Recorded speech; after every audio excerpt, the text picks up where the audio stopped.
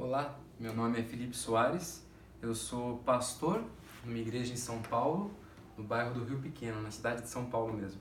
E eu também sou músico, né? Eu sou formado em piano e eu sou formado em regência por universidade aqui de São Paulo. E eu amo essa parte musical e quando a gente junta a parte teológica e a parte musical, tudo aquilo relacionado à adoração com a música, é algo que eu tenho me envolvido bastante também. E o tema da nossa palestra é música, forma a serviço do conteúdo.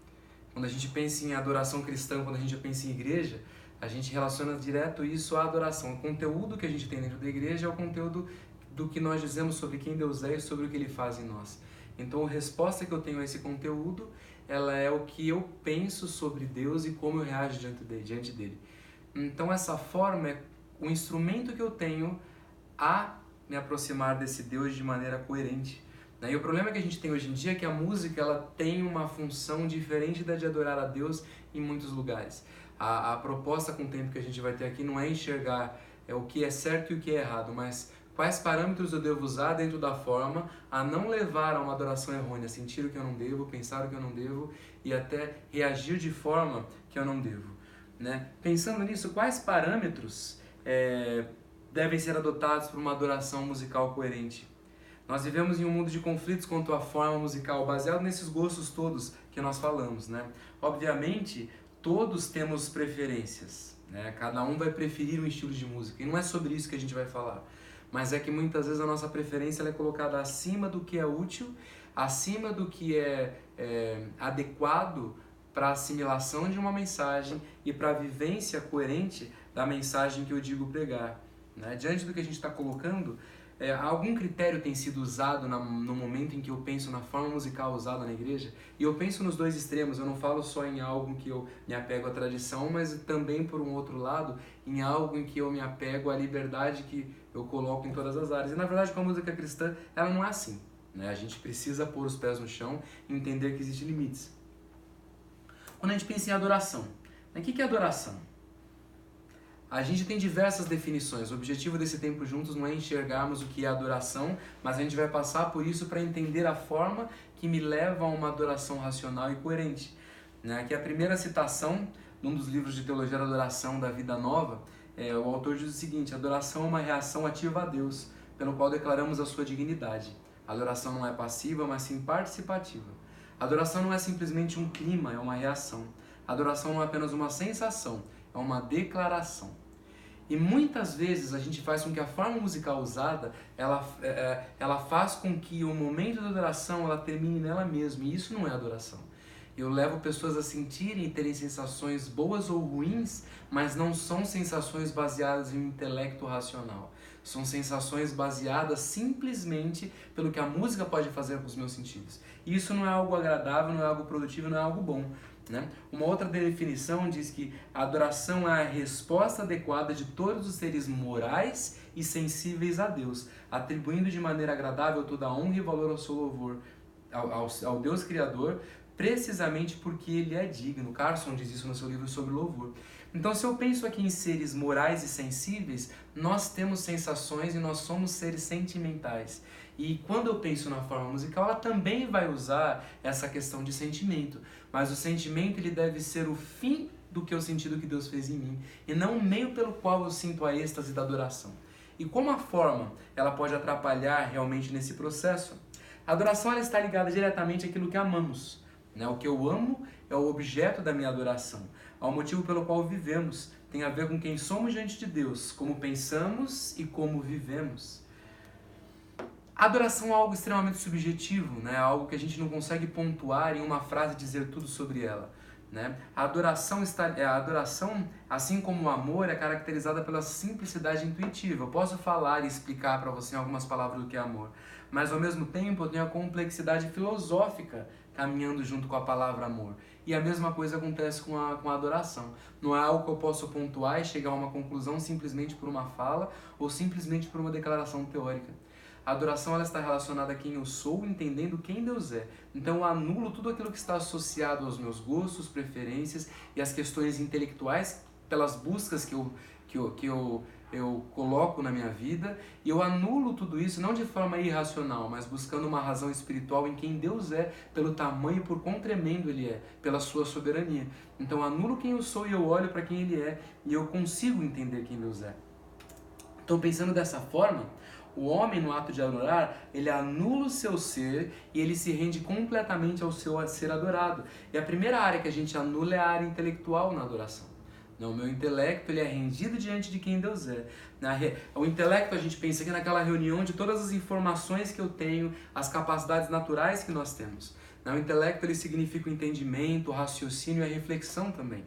E o problema na forma musical usada para a transmissão de conhecimento e na direção de Deus é que eu posso levar meu intelecto a ser manipulado de acordo com a música e a forma musical que eu uso.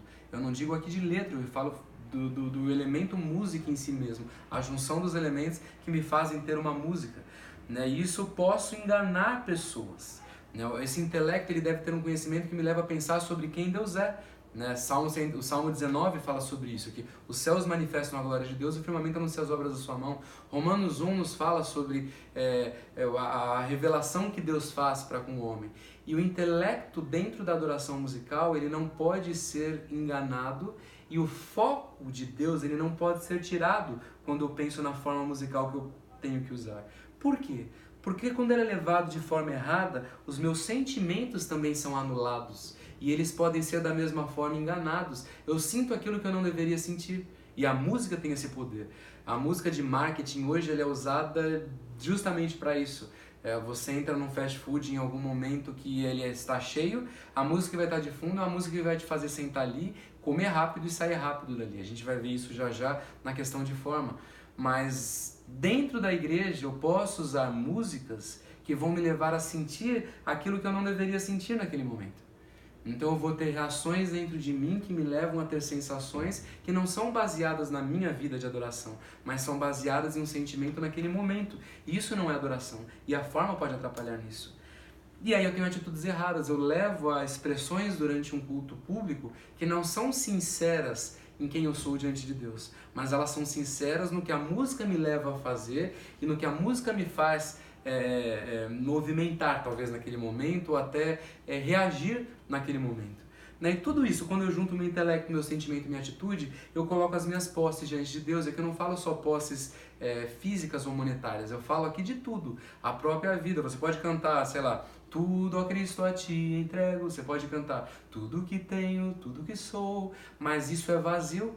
E a música te leva a sentir sinceridade nisso tudo, mas as suas posses continuam suas e elas não são realmente entregues a Deus. E o problema com tudo isso é que você ouve uma música e você fala, essa música ela me faz colocar o meu intelecto no lugar, os meus sentimentos eles são sinceros, eu tenho as minhas atitudes coerentes diante do que eu falo, do que eu vivo para com Deus, e assim eu consigo entregar com sinceridade aquilo que eu falo que eu entrego. Mas o problema ele surge aqui, nós somos diferentes na prática. Nós respondemos de maneira diferente, os nossos sentimentos respondem de maneira diferente, nossas mentes respondem de maneira diferente e as nossas emoções elas também respondem de maneira diferente. Por quê? Porque nós temos uma bagagem em nós diferente. Quando você junta um grupo de pessoas, cada um tem um grupo de informações, cada um tem referências culturais, cada um de nós traz uma bagagem histórica diferente. E essas assimilações no momento da adoração, elas nos fazem responder de maneira diferente àquilo que nós ouvimos. Aquilo que está sobre nós traz uma resposta diferente. E isso se torna um problema se não é feito de maneira coerente. Quando a gente pensa nas questões bíblicas, por exemplo, no Antigo Testamento, antes da gente entrar aqui no Novo Testamento, se eu pensar no Antigo Testamento como funcionava, um versículo de Isaías eu creio que resume vários dos profetas, como por exemplo Malaquias, Ageu, e várias das prescrições que Deus dava na questão da forma da adoração. Isaías 29:3 fala, esse povo se aproxima de mim com os lábios, ou com a boca em algumas versões. Ele me honra com seus lábios, mas o seu coração está longe ou distante de mim. A adoração que me prestam só é feita de regras ensinadas por homens. Isaías 29:13 fala isso. E a gente percebe que isso acontecia no Antigo Testamento, um povo preocupado com a lei, com a forma, em como se aproximar de Deus. E era uma forma vazia muitas vezes, porque o lábio dizia, mas o coração estava longe. E o coração no Antigo Testamento ele não tem relação com sensações, ele tem relação com o intelecto, com a fé talvez que eu tenho no que Deus faz, no que Ele pode fazer e naquilo que Ele já fez por mim. né? Então a adoração ela é a resposta a tudo isso. Não é o que eu sinto, mas é o que eu creio, porque o que eu creio pode ser enganado pelo que eu sinto. E a música ela pode fazer isso conosco. A gente pensa no Antigo Testamento todas as reações e os problemas que haviam dentro da prática de adoração, eles não estavam relacionados à música do templo. Nós vemos várias manifestações, não é o nosso assunto, mas várias manifestações de adoração no Antigo Testamento, mas aquilo não acontecia dentro do templo. E todas essas manifestações, diferentes artisticamente falando, elas aconteciam pelo que Deus havia feito, não pelo que a música gerava naquele momento. Mas a música assim se torna uma ferramenta importante. A música ela mexe com a emoção, e como eu já disse, nós somos seres sensoriais e que temos sentimentos. Então esse sentimento ele deve responder de maneira coerente, e era assim que acontecia ali. De maneira coerente pelo que Deus já fez, não pelo que eu sinto que Ele vai fazer através da música. A questão da forma da música dentro do templo era algo extremamente estruturado. Se você ler Crônicas, você vai perceber que Davi, quando segundo o que Deus tinha pedido a ele, a maneira como a música deveria acontecer, você percebe Davi estabelecendo uma série de parâmetros e de regras, número de instrumentistas, número de músicos, toda uma forma e todo um ritualismo preso ali. Com isso eu não digo que a música hoje deva voltar e estar presa aos mesmos princípios, nem deva ter o mesmo padrão, não é isso que eu falo. Na época, quando nós pensamos no tempo da graça, nós temos liberdade, mas o Deus não muda, e a maneira com que eu devo me render diante dele continua sendo um culto que leva à racionalidade, não é um culto que leva à êxtase, E a gente percebe isso em todo o Antigo Testamento. E quando eu vou para o Novo Testamento, eu vou usar aqui 3 textos, eu quero passar rapidamente por eles para entrar na questão da forma. Mas para embasar o que eu falo, a gente pode, por exemplo, pensar em João 4, na mulher samaritana, na adoração em espírito e em verdade. Aquela mulher havia tido uma série de barreiras para com Jesus, e barreiras óbvias para uma pessoa daquela época, uma barreira cultural, uma barreira física e barreiras espirituais que ela havia levantado até por ela ser samaritana e ele ser judeu. E ela estava totalmente presa à forma, onde eu devo adorar e qual a forma que isso deve ser feito. E Jesus fala da adoração em espírito e em verdade. A adoração em espírito ela acontece com a sua alma, não com o seu corpo. Então a primeira adoração ela nasce com quem eu sou em essência, e ela é externalizada pelo que o meu corpo transmite. E a arte está relacionada a isso. Mas eu também tenho que adorar em verdade. E a música, a forma que eu uso, ela pode enganar essa verdade, levar a uma verdade distante da verdade racional que a palavra de Deus nos fala.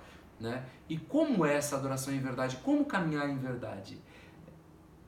Princípios espirituais eles são fundamentais, mas a forma que eu uso, ela pode me levar a equívocos. Aqui o Dr. Russell Shedd, no seu livro sobre adoração bíblica, ele diz o seguinte: quando ocorre a espiritualidade genuína e agradável a Deus, é arrancada a máscara da hipocrisia. A adoração em espírito e em verdade exige o temor de Deus, o qual deve se fazer acompanhar de religiosidade externa.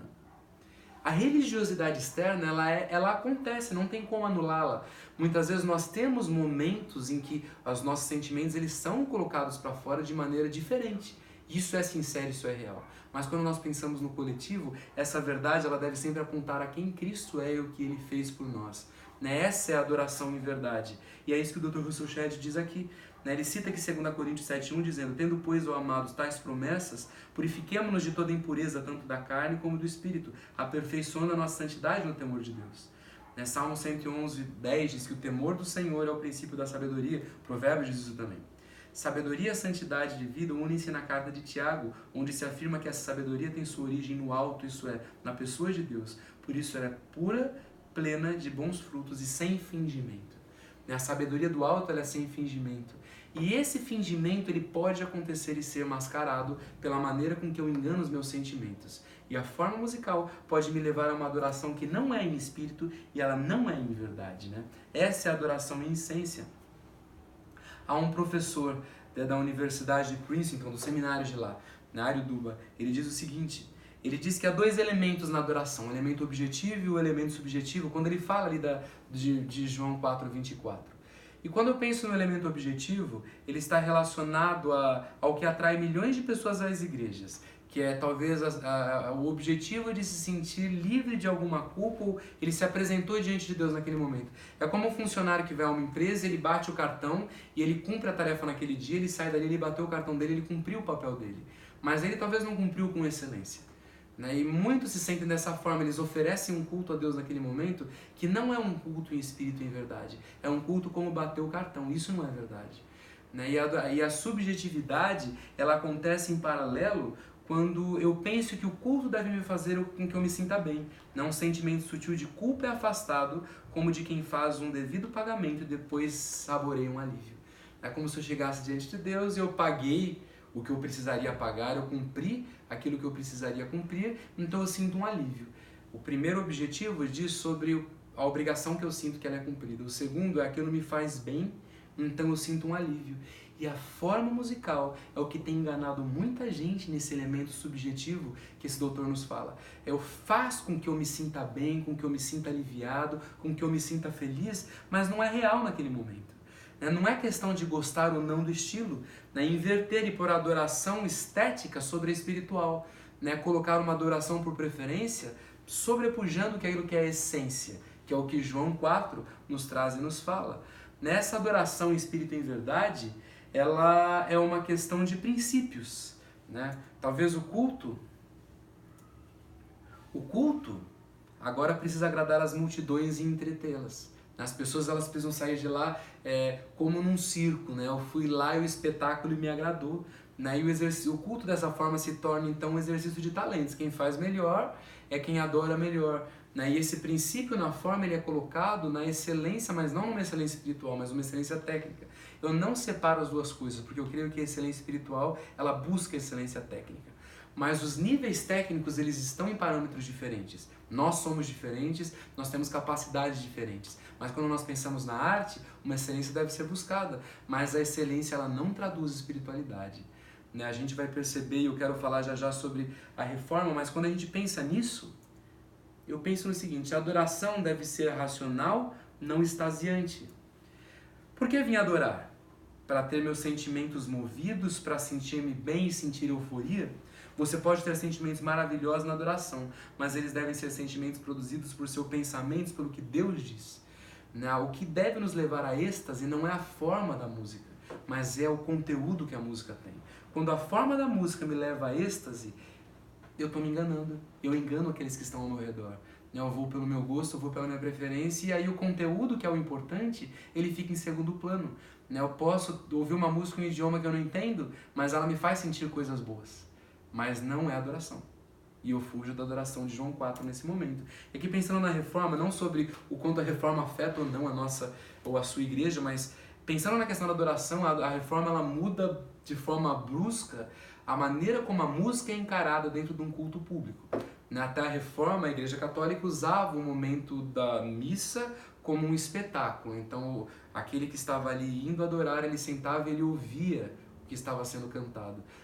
A polifonia levava pessoas a não entenderem nada do que era dito, mas aquilo era belo e Deus seria adorado de alguma forma. E Lutero chega rompendo muitas dessas barreiras. Lutero era músico, ele propõe uma adoração em que o povo cantaria, que é o que nós temos nos hinos. Não falo no hino quanto a conteúdo de letra, mas a forma da congregação cantando. Então a congregação participando e falando sobre quem Deus era. Nos cânticos falando sobre o que Deus havia feito. E ele traz essa nova forma. É uma adoração participativa e não contemplativa. E hoje parece que a gente retorna àquele período da reforma em que a gente vai muitas vezes para assistir e ser espectador. Você vai nessas mega igrejas, muita gente fica sentado e ouve uma banda tocando, ouve o que está acontecendo ali, mas não participa. O quanto disso é adoração? Eu não quero tirar a sinceridade do coração de cada um, mas a gente percebe que a adoração ela acontece quando nós falamos sobre o que Deus faz. A gente pega em Filipenses, a gente for pensar em Colossenses, capítulo 3, a gente vê lá como aquela adoração acontecia. A igreja primitiva era um exemplo claro disso. Eles adoravam a Deus pelo que Deus havia feito neles. A igreja começa, era uma igreja que havia ouvido uma palavra nova, entendendo princípios novos, uma igreja que agora estava começando uma nova história da era, e agora sim a era cristã, e eles haviam aberto mão de muitas coisas, então eles se reuniram. E Atos 2, o final de Atos 2 nos fala ali, a gente tem um tripé da verdadeira adoração para mim. A gente tem no versículo 33, em que eles ali fala que havia um senso de temor, veneração e de adoração. Eles haviam entendido quem Deus era, eles buscavam conhecer mais sobre esse Deus. E isso fazia com que eles adorassem mais a Deus pelo que eles eram, pelo que ele era. Então, dessa forma, a gente percebe que o versículo 46 fala que havia um senso de comunidade, família, unidade e sinceridade. Tudo isso era resultante não pelo que os unia. Muitas vezes nós pensamos que a nossa unidade ela acontece pelo que nós gostamos. E a gente percebe em Atos 2 que a unidade da igreja ela acontecia por quem Deus era e pelo que Deus estava fazendo neles. Esse senso de ter tudo em comum era resultante do temor a Deus que eles tinham. O que deve nos ligar como igreja não é a nossa preferência pela música, o nosso gosto pela música. Efésios 2 fala da barreira da inimizade que foi derrubada. E muitas vezes a gente pensa nessa barreira como a música, talvez em alguns lugares, em que traz novamente uma inimizade, que traz problemas. Eu me lembro, algum tempo atrás, vendo aquele programa, na Band tem um programa chamado A Liga, e numa igreja, numa avenida famosa aqui em São Paulo, é um grupo de pessoas reunidas ali, e eles eram uma igreja e aí tinha um estilo de música que eles gostavam. E eu lembro que a repórter entrevistou o líder da igreja e falou: o que une vocês aqui nessa igreja? Era uma igreja cristã. E um dos integrantes do grupo musical falou: o que une a gente aqui é a música. Todos nós gostamos do mesmo estilo de música, então todos nós, e se você gosta dessa música, venha pra cá. E na Igreja de Cristo não deve ser assim. Em Atos nós vemos que o que unia as pessoas ali era Cristo, e era o que Deus havia feito neles. Então o tripé da adoração é feito pelo eu entendo quem Deus é, isso me leva a entender o senso de comunidade. E o terceiro coisa que acontecia ali é o versículo 47, havia uma consciência de urgência em alcançar pessoas, e o Senhor acrescentava convertidos à igreja dia após dia. Quem trazia era o Senhor, mas como um reflexo do entendimento de quem Ele é e do que Ele estava fazendo na unidade daquele povo. Então essa adoração acontecia de forma coerente e com certeza ali havia música. Nós não temos registro, talvez, de músicas desse momento da igreja primitiva, mas Paulo fala mais pra frente dessa música que acontecia. E a gente pensa, por exemplo, em Colossenses 3,16, que Davi Murk ele diz que o cristão deve ficar possesso ou dominado pela palavra de Cristo, como característica contínua e dominante de sua vida. Ricamente significa totalmente, completamente, perfeitamente. A pergunta-chave é como? A resposta inesperada é pela música. Precisamos encorajar o uso sábio da música impactante para transmitir a palavra de Cristo. Davi Murk fala sobre isso num artigo sobre Colossenses 3,16. Então, quando a palavra de Cristo ela habita abundantemente em mim, quando eu sou alguém que mergulha dentro do que a palavra de Deus ela fala para mim, e pensando na palavra que Cristo traz para mim, isso me leva a dizer e a externalizar isso através da música também, através dos salmos, hinos e dos cânticos espirituais. E ali o texto ele fala sobre corrigir, sobre redarguir, sobre consolar-se mutuamente, usando talvez a música até como isso. Então a forma da música ela deve ter como instrumento isso, e não sou eu o foco, não é o ser humano o foco, é quem Deus é. Ele me enche e eu o adoro através dos salmos, dos hinos e dos cânticos espirituais. Talvez a igreja primitiva usava o saltério, usava os salmos. O saltério era o que o povo de Israel usava para adoração com a música. Os salmos que nós temos hoje, eles de forma musicada, levavam o povo a adorar de forma sincera. Os hinos, o hino é tudo aquilo que tem como objetivo, com uma música, atribuir virtudes, valores e atributos. Você tem o hino à bandeira, nós temos o hino da pátria, nós temos o hino nacional, nós temos talvez hino de vários times, deidades antigas, pagãs, tinham os seus hinos de adoração.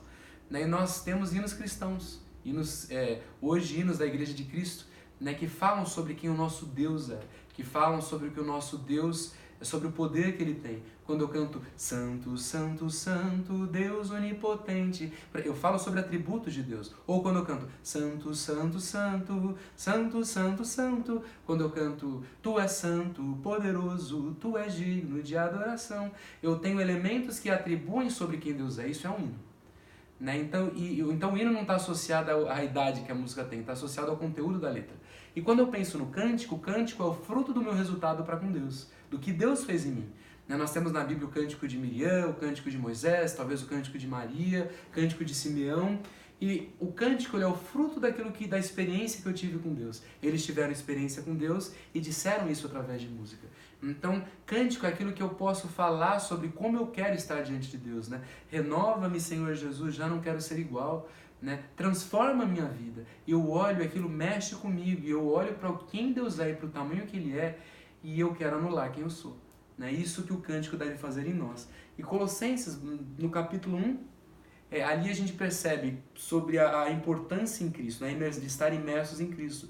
Nós em Cristo e Cristo em nós. Através dessa troca, o Espírito Santo habitando em mim, eu mergulhado na palavra de Cristo, e a palavra de Cristo habitando em mim, me leva a pensar e a viver uma música coerente. Não é uma música que me leva a êxtase, é uma música que me leva ao entendimento e à espiritualidade. E o fruto do Espírito é amor, alegria, paz, longanimidade, benignidade, bondade, mansidão e domínio próprio. Se a música me leva a sentimentos e sensações diferentes dessas, eu tenho problemas com a palavra de Cristo que habita em mim, porque ela está me levando a dizer e a agir de forma diferente do que a própria palavra de Deus ela fala. Mas o problema está aqui, como entender qual é essa música? Eu estou falando tanto sobre forma, né? E é o tema da palestra, mas qual é essa forma? Como entender essa forma coerente? Né? Quando a gente pensa nessa forma, obviamente todos nós temos preferências, gostos diferentes na área de música, mas temos que tomar cuidado para deixar nossa opinião sobre a música ser informada pelas escrituras, né? Não o contrário. Falta-nos na igreja de hoje uma perspectiva bíblica equilibrada com autoridade divina e relevância espiritual. É nesse mesmo artigo Davi Murk fala. E eu penso da mesma forma. Eu digo que se fala muito sobre música, se fala muito sobre forma, mas se pensa pouco sobre o poder e a influência que a música tem e até onde há problemas na forma, né? Eu não digo que há uma forma cristã. Não há como dizer o princípio do novo cântico, que um novo cântico é colocado na minha boca e eu canto uma nova música. Esse novo cântico que a Bíblia nos fala é um novo cântico relacionado a um estilo de vida, é uma nova maneira de viver. A música em si, ela usa elementos que são comuns a qualquer música. Eu tenho altura, melodia, eu tenho... quando eu penso nas propriedades do som, eu tenho altura, intensidade, a duração e o timbre. Quando eu penso nos elementos que compõem a música, a melodia, a harmonia e o ritmo, quando eu penso na junção disso tudo, né, eu tenho a interpretação, eu vou ter o arranjo, eu vou ter a proposta, nisso vai me levar um estilo de música, vai me levar um período musical, mas não há como fugir disso tudo.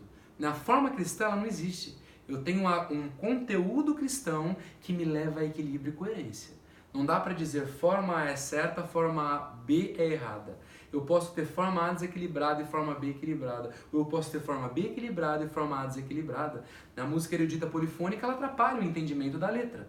E para a Igreja de Cristo, pensando aquilo, quando eu penso em dizer sobre quem Deus é, ou sobre como espectador ouvindo o que é dito ali, se aquilo não me leva a um entendimento claro, eu tenho problemas com isso. Não toda polifonia, mas com alguma polifonia pode me levar a confusão. Da mesma forma, a música contemporânea ela pode me levar a sensações erradas, com acordes usados da maneira que não deviam ser usados, com elementos usados de ritmicamente a sensações e a desequilíbrios, a inconstância até na pulsação errada. Então isso tudo deve ser pensado. E como? Né? Algumas perguntas. Quais critérios os músicos cristãos utilizam na escolha do repertório do louvor congregacional em suas igrejas? Quanto à forma musical, como cristãos, existem boa base musicológica para delimitá-la? Como o estilo da música influencia o comportamento do cristão na adoração pública e na adoração particular? Existe música cristã? Então todos esses elementos citados aqui, eles são importantes. Existe base musical para delimitar a forma cristã. Né? Eu sei que baseado em tudo aquilo que eu já falei, a base, a carga histórica que eu carrego, baseado na minha cultura, isso eu vou criar gostos. Então, os estilos e os parâmetros, eles se tornam diferentes para cada um. Mas existe sim, e tem um limite que se torna muito distante, né?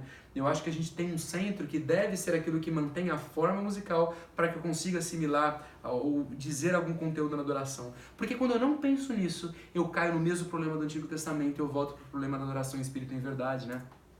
Amós 6,5 diz que cantais à toa ao som da lira e inventais como Davi instrumentos musicais para vós mesmos. Né? Muitas vezes a forma é pensada e a gente cai no mesmo problema aqui. O problema não está no instrumento, é o que esse versículo nos fala. Não está na lira que eu invento ou no instrumento que é inventado. O problema está que ele se torna para mim mesmo. Eu trago ele para que a forma possa satisfazer aquilo que eu espero. Né? E quais são os problemas com isso? Uma das questões que a gente deve tomar cuidado é a questão da estética. Né? A estética é algo extremamente relativo. Música é arte. Arte é relativo. E arte é estética. A estética está relacionada diretamente à arte.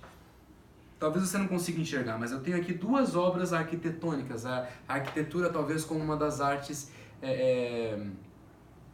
E arte é estética. Eu tenho duas casas diferentes, né? Se eu dissesse pra você, você prefere a casa A ou a casa B? Talvez um grupo preferiria a primeira, outro grupo preferiria a segunda, baseado no que entende como belo, né? O belo é relativo. Dois quadros de períodos diferentes, né? Um quadro mais renascentista, um quadro mais contemporâneo, mais moderno. Qual é o princípio que rege a escolha de cada um deles? É gosto, né? E na música muitas vezes acontece isso. O problema é que eu não posso parar na questão do gosto, de que eu gosto disso, eu vou usar. É o oposto. Talvez você estava esperando eu dizer, tá vendo? Você gosta, você pode usar, porque cada um usa aquilo que gosta. Eu quero te convidar a pensar de forma diferente. Eu quero dar de forma rápida, agora para chegando nos últimos minutos, pensando quais são os critérios que eu vou usar para isso. Né? E um dos pontos que você deve tomar cuidado é o princípio da associação. Né? Aqui diz o seguinte, é um artigo sobre música e o quanto a música influencia em nós. Ele diz o seguinte: suponhamos que agora eu queira produzir uma música que expresse a vida de boêmia, mulheres, vem e nada para fazer. Escolheria os intervalos musicais suspensivos de sexta menor e maior, sétimas, quartas aumentadas e diminutas, etc. A rítmica bem sincopada, deslocamento dos tempos, a harmonia com acordes suspensivos de sétima e de nona sem resolução. Está aí então uma música totalmente lânguida feita para boêmios. Então, quando eu quero transmitir ou dizer uma mensagem, eu uso aquela música e ela leva a uma sensação daquilo que está sendo dito. Né? Acordes sem resoluções, eles trazem uma sensação de inconstância. E qual o princípio da associação? Imaginemos nós, eu fui criado na igreja. Né? Eu não tive uma vida fora da igreja, mas eu sei que na minha igreja tem muita gente que teve uma vida fora da igreja. Então eu vou escolher lá para domingo um sambão, eu vou usar todos os instrumentos características do samba, eu vou colocar todo mundo usando aqueles instrumentos, eu vou cantar da maneira com que aquela música é cantada, eu vou colocar a célula rítmica totalmente caracterizada dentro do que o samba coloca, e aquela música para mim ela diz de adoração. Né? Eu não falo do problema da célula rítmica, a gente vai chegar lá, eu quero que você entenda comigo, não condeno o samba, o problema é a estrutura toda que a gente tem dentro disso. Eu ouço aquilo não me traz problema de associação. Mas na minha igreja tem pessoas que estão acostumadas a depois do futebol, estavam acostumadas depois no futebol sentar num sábado à tarde e ficar ouvindo aquele samba, tomando uma cerveja e vendo mulheres que não eram as suas. E aquilo tudo os afastava e entendiam que aquilo não estava relacionado à vida com Deus. Quando eu aproximo, quando essa pessoa se converte, ela chega dentro da igreja, a mesma música é colocada, da mesma forma, com os mesmos elementos, com os mesmos instrumentos, com as mesmas acentuações, eu não vou ter problema naquele momento de associação. Mas o irmão que está do meu lado vai estar. Ele vai estar na igreja tentando se concentrar na música que fala que Deus é santo, mas na forma que dizia uma vida promíscua que ele vivia. Né? Então talvez se você vai usar essa célula rítmica, cuidado com o instrumento que você usa, com a acentuação que você vai dar dentro da célula rítmica, com os instrumentos que vão acentuar aquilo que caracteriza. Isso não é só com samba, talvez com a música, com o rock, com o pop rock, com as músicas regionais que a gente tem aqui, da mesma forma a música erudita. Né? Se a ênfase está no artista, a gente tem problema aqui.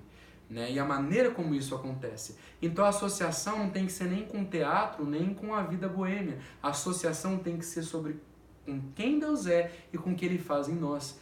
Né? A música ela é um instrumento, a verdade da palavra de Deus que deve ser fixada e que habita ricamente em mim, como nós vimos.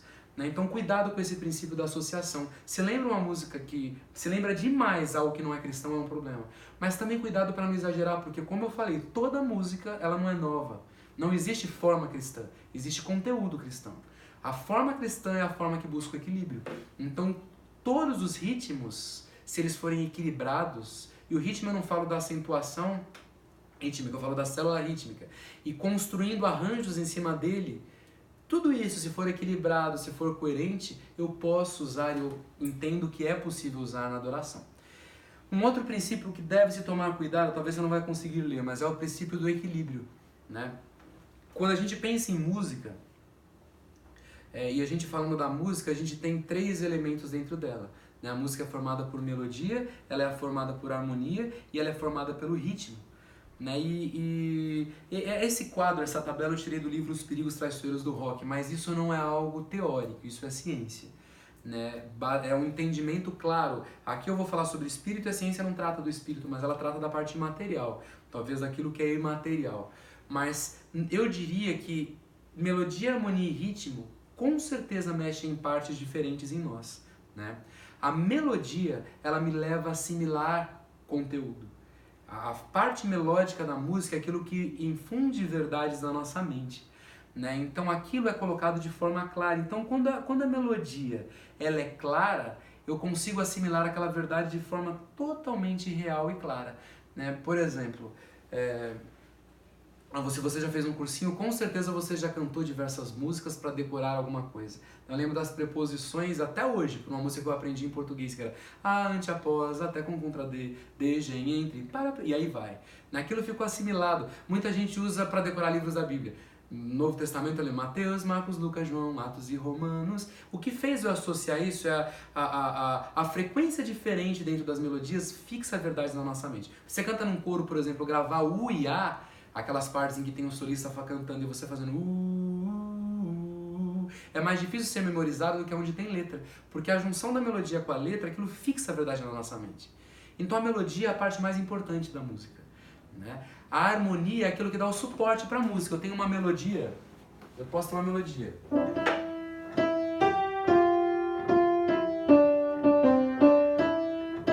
Essa melodia ela vai ter por trás dela uma cama harmônica, aquilo que dá a beleza e o rebuscar dessa música.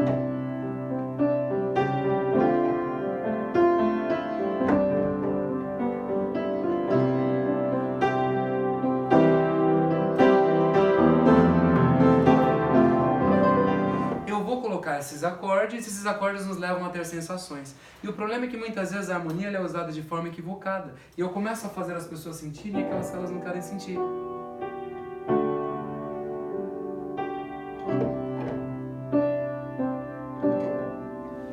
Eu posso ter melancolia, eu posso ter êxtase, eu posso ter alegria, eu posso ter música com acordes que não resolvem, que dão inconstância dentro de nós. Isso tudo é ciência. E eu coloco isso dentro da igreja, eu engano pessoas. Elas passam a ter sensações, a sentir coisas que não são reais. Alguém chega com o pecado dentro da igreja e ouve uma música usada de uma maneira que não devia ser usada, ela vai ter sensações que não a leva ao arrependimento e à contrição que a letra deveria levar. Então a harmonia é importante dentro da música, mas ela deve servir de suporte ao que a melodia traz. E o outro elemento é o ritmo. O ritmo mexe em nós com os músculos. Os nossos músculos eles são afetados diretamente pelo ritmo. E onde nós temos mais músculos é no braço e nas pernas, né? Por isso que quando você ouve uma música, você começa a querer bater palma e mexer a perna. Eu não digo que isso é errado, eu digo que quando você tem excesso de ritmo, você bloqueia o intelecto. Você mexe tanto com a parte muscular e a parte física que o seu intelecto, que é a melodia elevada, ela é bloqueado. Então o cuidado que nós devemos ter dentro disso é como tudo isso pode influenciar na minha adoração. Eu posso levar pessoas a sentirem coisas, pessoas a sentirem manifestações que não são reais pelo que a informação da música traz sobre mim, mas aquilo é baseado simplesmente no que eu senti pelo que a música trouxe. Então o equilíbrio dentro de melodia, harmonia e ritmo, você precisa do ritmo, você pode ter harmonia, você precisa da melodia. Isso tudo se forma, essa junção dos três, dentro de um equilíbrio e diversos instrumentos. Cada um vai entender o seu limite aqui. Mas quando você acentua extremos, você tem problema com a forma que anulam o conteúdo que está sendo assimilado. Você deve realmente tomar cuidado com isso. Outro problema que a gente tem, aqui pensando nesse equilíbrio, algumas citações. Aqui descobriu-se que a música atua sobre o ritmo cardíaco, a pressão sanguínea e a respiração e sobre os glândulos endócrinos, liberando adrenalina e outros hormônios, que é um livro que fala sobre os efeitos da música em nós, e ela traz grandes efeitos sobre nós. Aqui uma outra citação, talvez você não vai enxergar, mas é sobre o poder que a música tem sobre nós. Cada nota musical traz em si uma frequência de som que, segundo alguns estudiosos, carrega um estado vibratório. A melodia resultante dessas frequências resulta num certo tipo de vibração. Então podemos dizer que cada música tem um determinado estado energético que pode influenciar elementos ao seu redor. E a música mexe com o nosso físico. Você vê, por exemplo, agudo e grave. Quando você olha uma orquestra, você tem uma dezenas às vezes de violinos e do outro lado você tem alguns contrabaixos. Por quê? Pelo tamanho da onda sinoidal produzida ali. Essa frequência mais curta de instrumentos mais agudos e as ondas maiores de instrumentos mais graves, a hora que isso junta o impacto traz isso em quem ouve, é grande, e a música ela influencia diretamente em quem está ouvindo. Então não é algo amoral, ela mexe com as nossas sensações e pode nos enganar de maneira errada. Aqui dois irmãos que fizeram um experimento, eles dizem que música não depende das funções exteriores do cérebro para franquear a entrada ao organismo, ainda pode excitar por meio do tálamo. A grande é uma massa que a gente tem no cérebro, a mesma região, por exemplo, que a gente guarda o cheiro, né? O posto da intercomunicação de todas as emoções, sensações e sentimentos. Um estímulo alcançando o tálamo, o cérebro superior, é automaticamente invadido. E se o estímulo é mantido por algum tempo, o contato íntimo com o cérebro superior e o mundo da realidade pode ser dessa forma estabelecido, né? Então você tem uma associação direta entre os dois, né? A experiência realizada por um japonês, ele fala o seguinte: ele trabalhou com moléculas de água, evidenciando que o estilo da música afeta a estrutura das moléculas, usando técnica fotográfica. Emoto verificou que a água, quando exposta ao som de bar, então ele usou partículas de água, e quando elas eram expostas ao som, por exemplo, de bar, ou a música em que a frequência havia um equilíbrio, ela apresenta uma estrutura geométrica semelhante à água cristalina, enquanto que você expõe a música com excesso de ritmo e você leva a gotícula que você tinha a frequências desordenadas, isso é música, não fala desordenado de ruído, a música mesmo, assemelha-se à estrutura de água poluída. Além disso, também constatou a influência das palavras, uma frase com palavras melhores, e o termo que ele usa ali são positivas, mas quando eu consigo assimilar a música coerente com conteúdo coerente, resumindo, eu consigo levar aquela água a parecer algo mais simétrico e coerente, e que nosso corpo é formado de água. Isso tem influência total em quem somos nós, em como isso pode reagir em nós, né? A história também é um parâmetro que a gente deve pensar na forma. A gente se limita muitas vezes à música histórica dizendo que ela é certa. Mas se você pensar ao longo da história, desde a Reforma, que é a música que a gente pensa participativa, você tem ali a música no Barroco, uma música polifônica, a música dentro da igreja, e muita era polifônica. Mas os hinos, eles surgem. Os hinos, quando eles surgem, eles trazem dentro deles características de música secular. Desde Lutero até você chegando no século XVII, século XVIII, vários dos hinos, até o XIX, você tinha o que? Valsas, marchas e outras formas musicais que eram usadas fora da igreja. E aquilo era cantado dentro da igreja, sem acentuação e com cuidado com o elemento que você tem que ter. Então a música de hoje ela pode ser útil, eu não digo que você tem que ficar com a música velha. Acho que a música nova na forma, ela tem a validade dela e ela também pode ser importante. Mas o cuidado que você tem que ter é com o equilíbrio, né? Cuidado com a adoração, né? Ela deve levar a racionalidade em espírito e em verdade. E isso tudo feito em ordem.